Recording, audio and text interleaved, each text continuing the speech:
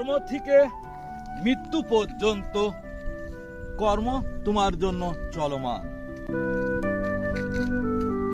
তাই সর্বদা তোমার উচিত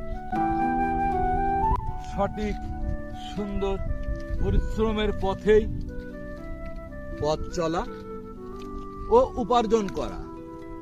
তুমি হয়তো ভাবছো অন্যের কাঁধে অন্যের মাঝে ভর করে আমার জীবন পার করে দেব, তাহলে তুমি মস্ত বড় ভুল ভাবছো, কারণ সেটি সম্ভব নয়।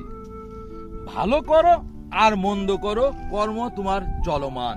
চুরি করো, ডাকাতি করো, ছিনতাই করো, রাহাজানি করো, চিটারি করো, কর্ম তোমার করতেই হবে। তাই উচিত তোমার জন্য সঠিক সুন্দর সৎ পথে শারীরিক পরিশ্রমের মাধ্যমে উপার্জন করা, তাহলে তোমার সুখ শান্ত ও ভালোভাবে এই পৃথিবীটা উপভোগ করতে পারবা। খোদা হাফেজ।